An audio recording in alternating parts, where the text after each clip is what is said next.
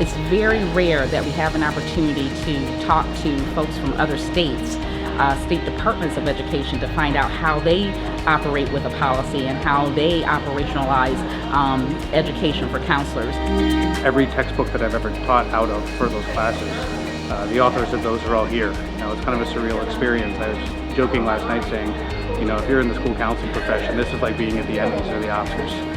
You get to see the heroes and the champions that were your heroes when you were going into the profession and then have continued to lead the work nationally.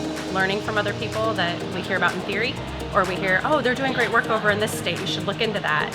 Having everybody in one place at the same time has been incredibly powerful. Being able to sit down with them and learn from them and see their leadership at this national level and what that means for us at the state has really been just a ton of fun.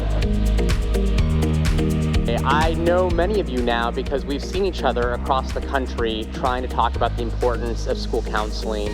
I've met some of you in Boston, I met some of you in San Diego, and I could not be more proud and overwhelmed by the generosity, the courage, and the spirit of each and every one of you and what you're trying to do through your organizations, through your schools, through your institutions, to answer the First Lady's call to change the direction of this country by giving more young people the opportunity for a post-secondary education. School counselors are really starting to get more cheerleaders behind them, and I think it's great when the First Lady is your biggest cheerleader, and I think that that's been really, really helpful. So yeah, I think that we'll continue to see this trajectory going forward rather than going back to just a place of a stalemate. The shift really happened as much as when the First Lady announced her Retire initiative, and which has now been out there for about 2 years. And as we heard this morning, she made school counselors one of the 4 core tenets of that strategy.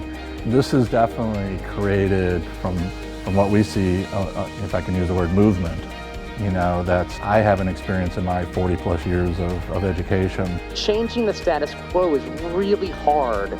And each and every one of us, if we stand up together, can point to the direction of what is working and bring that to scale, and then make change in that incremental way that is going to impact, I think, the direction and the arc of this country and the destiny of young people.